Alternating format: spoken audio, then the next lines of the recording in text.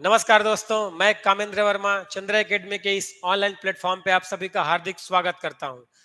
जैसा कि आप लोग हमारे इस नई सीरीज से परिचित हैं जिसका नाम है मेंस पॉसिबल, और इसका एकमात्र उद्देश्य ये है कि आप लोग जो मेंस देंगे उसमें आपकी तैयारी को एक उच्चतम स्तर पर लाना, जिससे आप लोग जब लिखने के लिए जब जाएंगे अपने मेंस के एग्जाम में, तब उस समय आप लोगों को सोचना विचारना या ये सब चीज अलग से एडिशनल जो आप एफर्ट लगाते हैं वो लगाना ना पड़े, क्योंकि आप लोग जब विचारों से अपने क्लियर रहेंगे तब उसको आप आसानी से पेपर पर लिख सकते हैं और अच्छे से अच्छा मार्क आप प्राप्त कर सकते हैं। तो ठीक है, आप इसके पहले 2 सीरीज इसमें देख चुके हैं, जिसमें पहला महतारी वंदन योजना था और दूसरा आप देखे थे नागरिकता संशोधन अधिनियम 2019। ठीक है, तो आप भाग तीसरा लेकर आए हैं जो है एक देश एक चुनाव। ठीक है, तो एक देश एक चुनाव पर हम आज बात करेंगे। इस पर जितने भी महत्वपूर्ण बिंदु हैं उस पर हम सभी चर्चा करेंगे और चर्चा में मेरे साथ होंगे मार्कंडे सर। ठीक है, तो हम आइए आगे बढ़ते हैं इस पर। तो आइए दोस्तों देखते हैं एक देश एक चुनाव। जैसा कि देखो, भूमिका के रूप में आप इस टाइप का कुछ कोटेशन लिख सकते हैं जो आपके ऐसे को और बेहतर बना सकता है। ठीक है, कुछ कोटेशन हो गया, कुछ शायरी हो गया, या आपके मौलिक विचार है ना, जो आपके खुद के हो या किसी महान व्यक्तित्व के द्वारा बोले गए हो। तो जैसा कि आप देख सकते हैं, भारत में फिर एक बदलाव की बारी है। भारत में फिर एक बदलाव की बारी है। अब एक देश एक चुनाव की तैयारी है। ठीक है, तो ये उपरोक्त कथन इसलिए लिया गया है अभी वर्तमान संदर्भ में, क्योंकि हमारे जो निर्वाचन आयुक्त हैं राजीव कुमार जी, उनके द्वारा ये वक्तव्य दिया गया। उन्होंने कहा कि भारत का निर्वाचन आयोग अब एक साथ चुनाव कराने के लिए तैयार है। मतलब भारत में लोकसभा का चुनाव और राज्यों में विधानसभा का चुनाव एक साथ कराने का जो दायित्व है वो हम कर सकते हैं। ठीक है, तो इसी संदर्भ में इसको लिया गया है। तो चुनाव आयोग बोला कि पूरे देश में एक साथ चुनाव का प्रबंधन कर सकते हैं, लेकिन क्या है, अंतिम रूप से महत्वपूर्ण इस मुद्दे पर जो अंतिम रूप से निर्णय जो लेना है वो संसद को लेना है। ठीक है, याद रखना है इसको भाई। तो देखो आगे, चूंकि हम जानते हैं कि चुनाव से लोकतंत्र मजबूत होता है, जैसा कि अब्राहम लिंकन ने कहा था कि जनता का, जनता के लिए, जनता के द्वारा बनाया गया शासन क्या है, तो लोकतंत्र। ठीक है, तो उस लोकतंत्र मजबूत कब होता है, जब चुनाव होता है, क्योंकि चुनाव में हम डायरेक्ट जब अपने प्रतिनिधि चुनकर भेजते हैं तो इससे क्या होता है, हमारा प्रतिनिधित्व तो वहां पर सुनिश्चित होता है।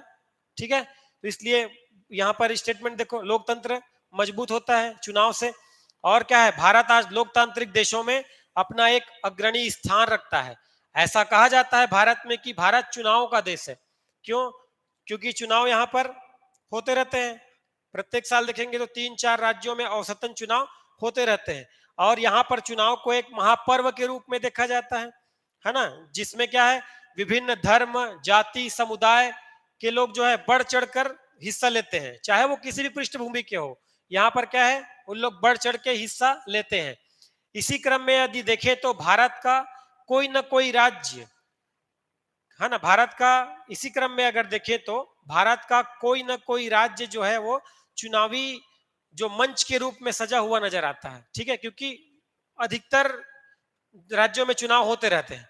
ठीक है, तो ध्यान रखना इसमें क्या है, इसी क्रम में यदि देखें तो भारत का कोई ना कोई क्षेत्र या राज्य चुनावी मैदान के रूप में सजा हुआ नजर आता है ना। इसका कारण क्या है, क्योंकि जो विभिन्न राज्यों और केंद्र में जो है चुनाव का जो कार्यकाल है वो अलग अलग है। ठीक है, तो इन्हीं असमानताओं को दूर करने के लिए विकल्प के रूप में आज भारत को एक देश एक चुनाव की आवश्यकता है। ठीक है, लेकिन जब तक इस पर कोई आम सहमति नहीं बन जाती है ना, इस पे जब तक सब लोग सहमत नहीं हो पाएंगे, तब तक इसे धरातल पर उतार पाना संभव नहीं होगा। ठीक, चलो इसमें देखते हैं नेक्स्ट पॉइंट। नेक्स्ट पॉइंट देखो क्या है ना, ये एक देश एक चुनाव, या इसी को बोलते हैं इंग्लिश में देखो वन नेशन वन इलेक्शन। ये क्या है, तो देखे तो यह एक विचार है या प्रस्ताव है। क्या प्रस्ताव है, जिसमें लोकसभा और राज्य विधानसभाओं का चुनाव एक साथ कराया जाए। ठीक है, ध्यान रखना इसको, जिससे क्या होगा, मतदाता जो है चरणबद्ध तरीके से लोकसभा और राज्य विधानसभा का जो चुनाव है उसमें मत एक दिन ही डाल सके, है ना, अपना वोट एक दिन में ही दे सके एक साथ। ठीक है, ध्यान रखना इसको। यदि भारत की वर्तमान चुनावी प्रणाली को देखें तो यहां पर लोकसभा और विधानसभाओं के कार्यकाल में अंतर होता है। ठीक है, और 5 साल के अंतराल में लोकसभा में और विधानसभा में चुनाव कराए जाते हैं, लेकिन उनके कार्यकाल में अंतर होता है। तो उनके कार्यकाल में अंतर होता है, जिसके फलस्वरूप क्या होता है, चुनाव कराने का कार्य लगभग साल भर चलता रहता है। जैसा कि हम चर्चा कर चुके हैं कि साल में 3 से 4 राज्यों में चुनाव औसतन होते रहते हैं। ठीक है, तो साल भर चलता रहता है, जिससे क्या होता है, व्यापक खर्च होता है। इसके साथ साथ जो नीतिगत निर्णय है या जो प्रशासनिक जो कार्य है वो सब क्या होता है, बाधित होता है। इसके साथ साथ अगर देखें तो राजकोष पे मतलब भार बढ़ता है, क्योंकि बार बार चुनाव करने से बहुत ज्यादा खर्चा होता है। अगर देखें तो अभी वर्तमान में अनुमान लगाया गया है कि अगर लोकसभा का चुनाव अभी होता है तब 4,000 करोड़ रुपए से ऊपर की जो राशि खर्च होगी चुनाव कराने में। ठीक है, तो ये चुनाव कराने का दायित्व तो सरकार के ऊपर रहेगा। तो सरकार क्या होगा, सरकार का खर्चा बहुत ज्यादा बढ़ जाएगा। ठीक है, तो इन्हीं असुविधाओं से बचने के लिए आज वर्तमान में भारत को एक देश एक चुनाव की आवश्यकता है। मतलब पूरे देश में एक साथ लोकसभा और राज्य विधानसभा का चुनाव एक साथ कराने का प्रस्ताव रखा गया है। ठीक है, ध्यान रखेंगे। अब देखेंगे हम लोग कि ये चर्चा में क्यों है।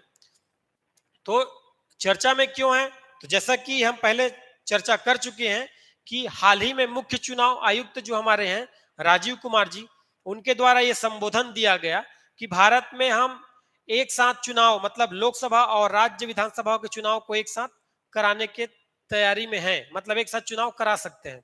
तो इसी कारण ये फिर से चर्चा में आ गया। लेकिन क्या है, इससे संबंधित जो चुनौती है और संभावनाएं हैं, है ना, उनको समझने के लिए पूर्व राष्ट्रपति जो हैं हमारे, पूर्व राष्ट्रपति कौन थे, रामनाथ कोविंद जी। तो श्री रामनाथ कोविंद जी की अध्यक्षता में एक उच्च स्तरीय समिति का गठन किया गया है।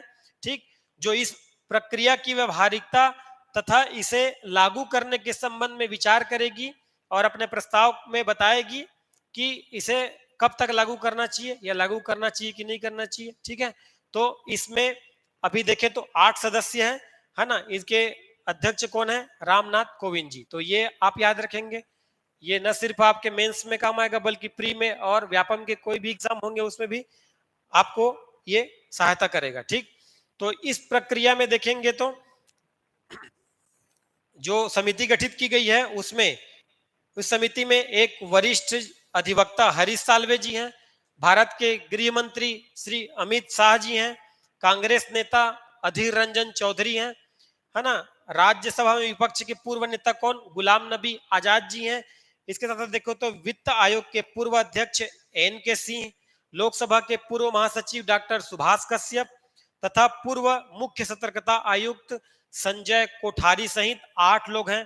ठीक है, अब ये तो 8 लोग शामिल किए गए थे, लेकिन आप एक नाम विशेष रूप से ध्यान रखेंगे, कांग्रेस नेता जो अधीर रंजन चौधरी हैं, तो ये अधीर रंजन चौधरी ने अपने नाम को वापस लेने का प्रस्ताव रखा है।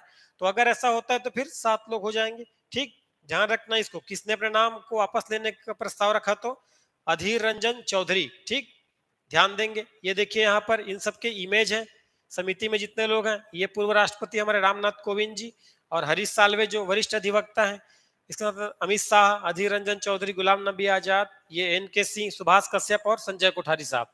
ठीक है, तो ध्यान रखेंगे, इसमें समिति को ध्यान रखना, ये विचार करके बताएगी कि इसे लागू करना चाहिए कि नहीं करना चाहिए और कब तक होगा। चलो, ऐतिहासिक पृष्ठभूमि की अगर बात करें तो जहां तक ऐतिहासिक पृष्ठभूमि की बात है भारत में, तो भारत में ये कोई नया चीज नहीं है ना, मतलब एक देश एक चुनाव का जो कॉन्सेप्ट है, नाम हमने अलग दे दिया उसको, लेकिन ये जो एक साथ चुनाव कराने की जो प्रक्रिया है ना, ये जो विचार है वो नया नहीं है। जब भारत आजाद हुआ उसके बाद फिर जब पहले चुनाव हुए 1952 में, तब एक साथ चुनाव हुए थे, फिर उसके बाद 5 साल के अंतराल में 57 में, उसके बाद फिर 62 में, फिर 67 में, 4 बार लगातार 5 वर्षों के अंतराल में लोकसभा और राज्य विधानसभाओं के चुनाव एक साथ कराए गए थे। लेकिन जब अगला जो आया है ना। तो 67 के बाद फिर देखें तो 1968-69 में क्या हो गया, कुछ राज्यों में जो है वो जो विधानसभा जो है वो कार्यकाल स्थिर नहीं हो पाया। मतलब अगर देखें तो उनमें राज्य सरकार में कुछ मतभेद उत्पन्न हो गए, जिसके कारण जो है वो विधानसभा जो है समय से पहले भंग हो गया। ठीक है, तो इसके इसके बाद से ही फिर क्या हुआ, लोकसभा और राज्य विधानसभाओं के जो कार्यकाल में अंतर आया और इसके चुनाव अलग अलग समय में कराए जा रहे हैं। ठीक है, ध्यान रखना इस प्रणाली को आगे नहीं बढ़ाया जा सका क्योंकि विधानसभा का जो कार्यकाल है जो समय से पहले भंग हो गया। ठीक, ध्यान रखेंगे इसको। तो इसी के बाद से क्या हो रहा है, अब तक केंद्र और राज्य में अलग अलग चुनाव होते आ रहे हैं। ठीक, लेकिन ऐसा नहीं है कि इसके लिए और वापस इसको चालू करने का प्रयास नहीं किया गया। इसको चालू करने का प्रयास और किया गया, लेकिन ये अपने मूर्त रूप में वापस नहीं आ पाया। ठीक है, तो देखें कब कब प्रयास हुए, तो विभिन्न समय में इसके लिए प्रयास किए गए, जैसे कि चुनाव आयोग की वार्षिक रिपोर्ट 1983 में प्रस्तुत किया गया और बोला गया कि एक साथ चुनाव फिर से कराने जाने चाहिए। इसके बाद देखिए तो 1999 की विधि आयोग की 170वीं रिपोर्ट में भी इसका उल्लेख किया गया कि एक साथ चुनाव कराए जाएं लोकसभा और राज्य विधानसभाओं के। इसके बाद देखें तो 2018 में विधि आयोग में एक साथ चुनाव के कार्यान्वयन को लेकर क्या किया, समर्थन करते हुए एक रिपोर्ट प्रस्तुत किया गया, है ना, जिसमें कहा गया कि एक देश एक चुनाव के लिए चुनाव में बदलाव की आवश्यकता है। ठीक है, सिफारिश की गई थी कि बदलाव किए जाए करके, किंतु विभिन्न समस्याओं और संवैधानिक बाधाओं के चलते क्या हुआ, इसे पुनः प्रारंभ नहीं किया जा सका, है ना। अब ऐसा तो है नहीं कि जी की मतलब लागू करने का प्रस्ताव रखें और तुरंत प्रस्ताव पारित भी हो जाए, उसके लिए कुछ मतलब संविधान में कुछ संशोधन करने होंगे और सभी को राजी करना होगा। ठीक है, इसी कारण से ये लागू नहीं हो पाया। चलिए इसको आगे देखते हैं इसमें। और अब देखें हम लोग तो वर्तमान में इसकी आवश्यकता या प्रासंगिकता क्यों है। तो अगर हम देखें वर्तमान में, तो वर्तमान में देखें तो भारत में अधिकतम समय चुनावी माहौल रहता है ना। अच्छे समय चुनावी माहौल रहता है, मतलब हम चर्चा कर चुके हैं कि भारत में 2 या 3 या 4 राज्यों में औसतन जो है वो हर साल चुनाव होता है। ठीक है, तो इसी कारण क्या होता है, चुनावी माहौल नजर आता है, जिसके कारण क्या होता है, आचार संहिता के होने के कारण क्या होता है, न केवल मतलब जब चुनाव होते हैं तब उसमें आचार संहिता लगाया जाता है, जिसमें बोलते हैं कि आदर्श स्थिति निर्मित रहे और कोई ऐसे कुछ उद्दंड या जो अलग कानून को तोड़ने का जो कार्य है सब न हो, इसको बचाने के लिए आदर्श आचार संहिता लागू कराया जाता है। तो जब चुनावी माहौल अधिकतर समय रहता है और साथ साथ आचार संहिता जब लागू रहता है, तो इससे क्या होता है, नीतिगत निर्णय प्रभावित होते हैं और साथ साथ क्या होता है, प्रशासनिक निर्णय भी प्रभावित होते हैं, क्योंकि प्रशासन को ड्यूटी में लगाना लग जाता है ना। और नीतिगत जो निर्णय है वो सरकार नहीं ले पाती है, या जो बोले कि कई लोग बोलते हैं कि नई योजनाएं ये सब चीज नहीं लागू हो पाएगा। ठीक है, तो ये क्या होता है, सरकार का भी हाथ बन जा रहता है। ठीक, उसके साथ साथ क्या होता है, देश के जो खजाना है उस पर भारी बोझ पड़ता है ना, बहुत ज्यादा खर्चा होता है बार बार चुनाव होने से। तो इसी से सबसे बचने के लिए भारत को क्या है, आज एक देश एक चुनाव की आवश्यकता है। ठीक है, और देखिए तो इसके माध्यम से राजनीतिक स्थिरता भी प्राप्त की जा सकती है। क्यों, क्योंकि राजनीतिक लोग भी क्या होते हैं, साल में कई जगह चुनाव होते रहते हैं, इसके कारण क्या रहते हैं, उन लोग हमेशा चुनावी मुद्रा में रहते हैं, है ना। और चुनावी मुद्रा में रहते हैं, इसके कारण क्या होता है, राष्ट्रहित प्रभावित होता है, राष्ट्रहित प्रभावित होता है और उन लोग राष्ट्रहित के मुद्दों पर कम ध्यान देते हैं, क्योंकि उनका ध्यान पूरा पूरा चुनाव में रहता है और विभिन्न जो योजनाएं हैं उनको घोषित करने का प्रयास करने के चक्कर में उन लोग क्या है, वहां जाकर चुनाव जहां होने वाला रहता है वहां पर जाकर अपनी घोषणाएं जारी करते हैं कि हम ये करेंगे वो करेंगे, ऐसा करेंगे वैसा होगा, जब हमारी सरकार आएगी तो हम ये बना कर देंगे, ऐसा योजना चलाएंगे। तो ये सब जो है वो चुनावी मुद्रा में रहते हैं और देश के जो मुख्य मुद्दा है उनसे हट जाते हैं। ठीक है, तो जो देश जो है प्रभावित होता है इसके कारण। ठीक है, लोग प्रभावित होते हैं, प्रशासन प्रभावित होता है ना, लोग प्रभावित होते हैं क्योंकि सबकी ड्यूटी लगाई जाती है चुनाव में, तो चुनाव में ड्यूटी लगाते हैं तो बहुत सारे जो लोग हैं वो चुनाव में योगदान देने के लिए आगे निकल जाते हैं, फिर पूरे पूरे जो कार्य बाधित हो जाते हैं। ठीक, ध्यान रखना इसको। तो इन सभी पर अंकुश लगाने के लिए आज देश को एक देश एक चुनाव की आवश्यकता है। ठीक है, इस पर ध्यान देंगे। चलो चलो देखें इसमें क्रियान्वयन, देखें अगला पॉइंट है ना। जब देश में एक साथ चुनाव कराए जाएंगे तो उसके लिए कुछ संविधान में संशोधन करने पड़ेंगे और जन प्रतिनिधित्व अधिनियम में भी कुछ संशोधन की आवश्यकता होगी, है ना। क्यों? क्योंकि एक साथ चुनाव कराना आम बात तो है नहीं, है ना, क्योंकि सब लोग जो दल हैं, विरोधी पार्टी इसका विरोध करेंगे, है ना, या कर रहे हैं, और लोग भी इससे कई लोग सहमत नहीं होंगे, तो उन लोग को सहमति के एक स्तर पर लाना, एक मंच पर लाना थोड़ा कठिन काम होगा। ठीक है, तो इसके क्रियान्वयन के स्तर पर अगर आए तो क्या होगा, आवश्यक संशोधन करने पड़ेंगे। इसके अतिरिक्त क्या होगा, चुनावी जो व्यवस्था है उसमें बदलाव के संबंध में सहमति बनाने की भी आवश्यकता होगी। तो देखते हैं क्या क्या संशोधन करने पड़ेंगे संविधान में। तो देखें तो अनुच्छेद 83, 85, 172, 174 और आर्टिकल 356 में भी संशोधन करने होंगे। तो देखिए क्या क्या है। अनुच्छेद 83 जो है वो संसद के सदनों की अवधि से संबंधित है ना। और अनुच्छेद 85 जो है राष्ट्रपति द्वारा लोकसभा के विघटन से संबंधित है। वैसे ही 172 अनुच्छेद को अगर देखें तो राज्य विधानसभाओं की अवधि से संबंधित है, और 174 जो है राज्य विधानसभाओं के विघटन से संबंधित है। अब इसको ये चारों को एक पॉइंट में अगर हम समराइज करने का प्रयास करें तो जब भारत में वर्तमान स्थिति में एक देश एक चुनाव को अगर प्रारंभ करना होगा, तब उसमें एक साथ स्तर पर लाने के लिए लोकसभा के कार्यकाल को आगे या पीछे करना पड़ेगा, है ना। वैसे ही राज्य विधानसभाओं के कार्यकाल को बढ़ाना होगा या घटाना होगा। ठीक है, तभी तो एक स्तर पर आकर दोनों में समानता आएगी, और उसके बाद फिर एक साथ फिर हम लोग जो एक देश एक चुनाव का जो रास्ता है वो प्रशस्त हो पाएगा, है ना। तो इसमें सदनों की अवधि को कम या ज्यादा करना पड़ेगा संसद की, वैसे ही यहाँ पर राज्यों की विधानसभाओं की अवधि को भी कम या ज्यादा करना पड़ेगा, इसी संबंध में है। ठीक, अब देखें तो आर्टिकल 356 जो क्या बताता है, जो केंद्र सरकार द्वारा राज्यों में संवैधानिक मशीनरी की विफलता के कारण राष्ट्रपति शासन लगाने से संबंधित है। मतलब अगर राज्य विधानसभा में अगर शासन फेल हो गया, तब उस कंडीशन में फिर क्या होगा, उसमें भी संशोधन करना पड़ेगा ना।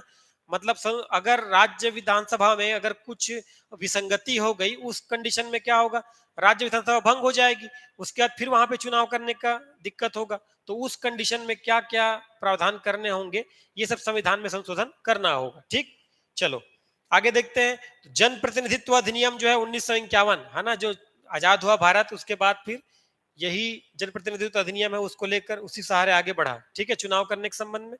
तो इसमें क्या होगा, संसद और विधानसभाओं के कार्यकाल की स्थिरता के प्रावधान के लिए संशोधन करना पड़ेगा कि कैसे जो है वो संसद और विधानसभाओं के कार्यकाल को स्थिर किया जा सकता है। ठीक है, इसमें संशोधन करना पड़ेगा। साथ ही साथ जन प्रतिनिधित्व अधिनियम की धारा 2 में एक साथ चुनाव की परिभाषा को सम्मिलित करना होगा।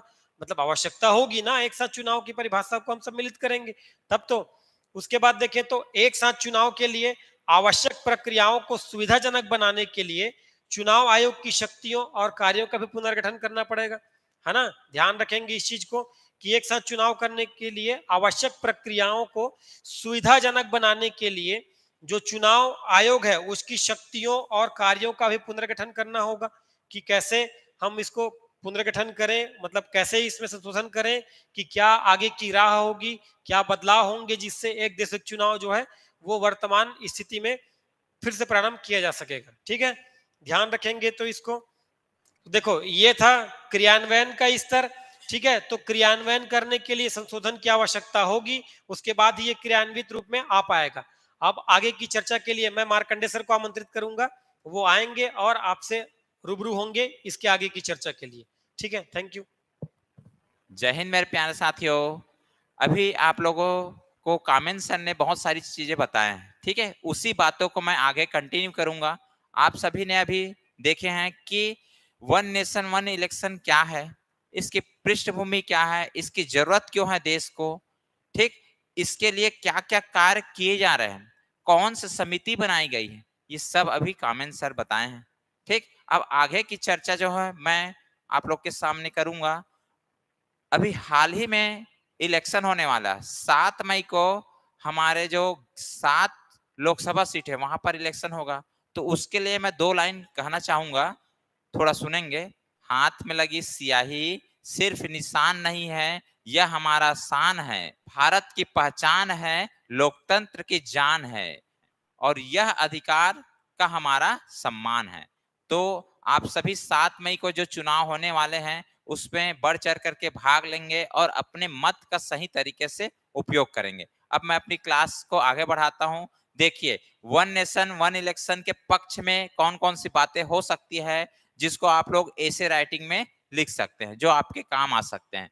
एक देश एक चुनाव से सरकार के समय बचेंगे, श्रम तथा चुनावी वित्तीय लागत में कमी आएगी। जी हाँ, देखिए, जैसा कि आपको पता होगा कि देश के अंदर प्रत्येक साल 4 से 5 राज्यों में कहीं ना कहीं चुनाव हो जाते हैं, जिसमें समय की लॉस होता है, ठीक, समय लगता है। अब वो चुनाव कराएंगे, उसमें देखोगे प्रशासनिक इकाई को भी लगाना पड़ता है। एक डाटा गवर्नमेंट का ये है कि प्रत्येक चुनाव के लिए लगभग 400 करोड़ पैसे लग जाता है, ठीक है, जिसमें समय की बर्बादी, क्योंकि आचार संहिता होगा, आचार संहिता में आपकी जो प्रशासनिक इकाई है पूरा बंद रहता है। हर एक जो प्रशासनिक अधिकारी से लेकर के जो भी कर्मचारी है, सभी चुनाव में इतने बिजी हो जाते हैं कि उनके मूल कार्य से भी वो अपना समय नहीं दे पाते हैं, ठीक है। सेकंड, मतदान प्रतिशत में भी वृद्धि होगी, क्योंकि देश में एक बार चुनाव होगा तो लोगों को जागरूक करना आसान होगा, क्योंकि एक बार चुनाव हो रहा है मतलब ये है कि हर एक 5-5 साल में चुनाव होगा, तो लोगों को ऐसे ही पता रहेगा, ठीक है। तो मतदान प्रतिशत में भी वृद्धि होगी। पुलिस व सुरक्षा बलों को अन्य आंतरिक सुरक्षा उद्देश्यों के लिए उपयोग किया जा सकेगा। हाँ, क्योंकि एक बार चुनाव होने से क्या है, जो पुलिस या फिर सुरक्षा बल है उनकी ड्यूटी एक बार लगेगी, ठीक, जैसे भी जितना दिन के लिए हो उसके हिसाब से, फिर उसके बाद वो अपने कामों पर विशेष रूप से ध्यान दे करके अच्छे से करेंगे। तो ये भी बात इंपॉर्टेंट है।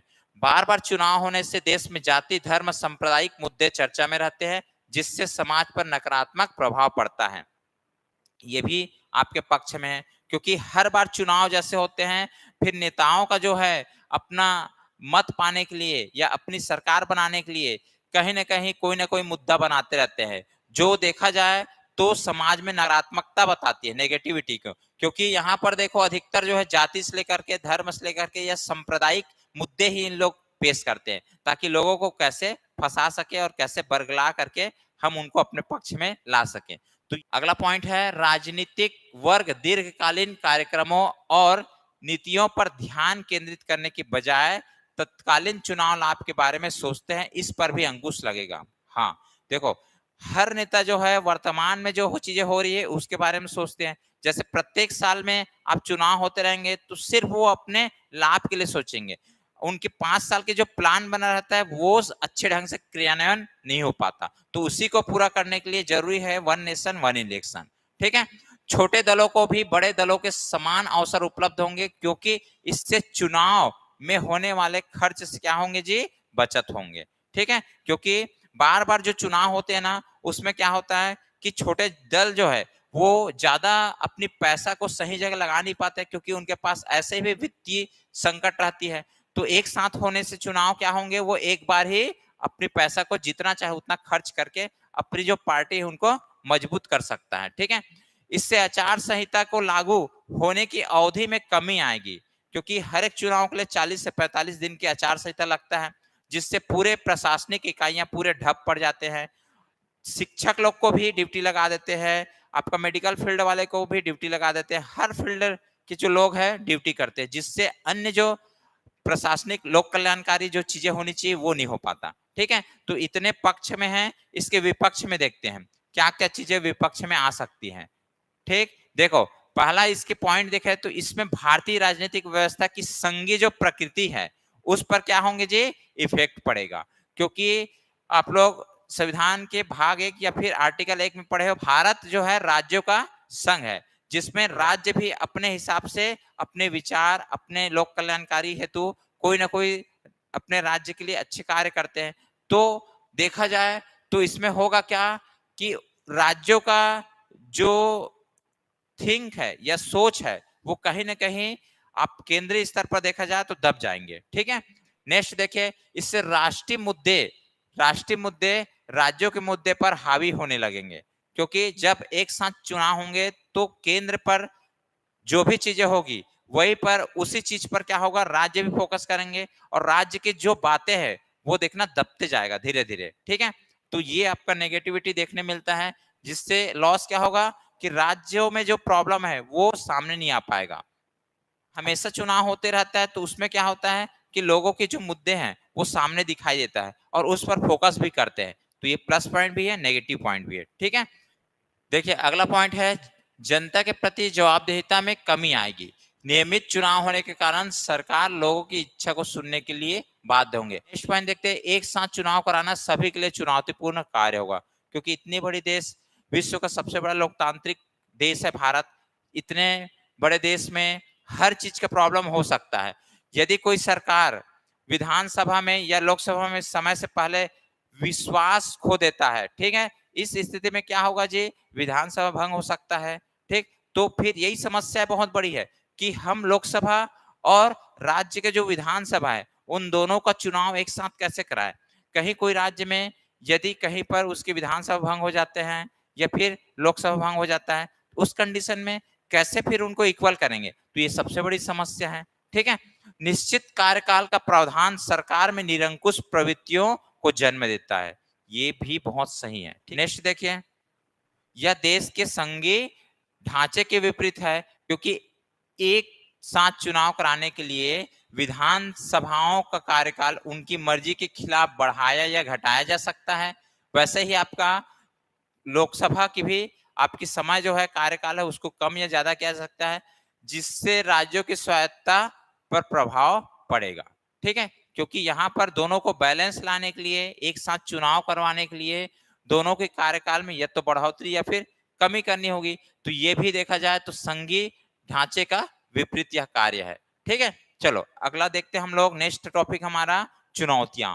चुनौतियां क्या क्या हो सकता है जी, राज्यों तथा सभी राजनीतिक जो दल है उनको एक साथ चुनाव कराने के लिए सहमत करा पाना बहुत बड़ी चुनौती है। ठीक है, यही सबसे बड़ी चुनौती है।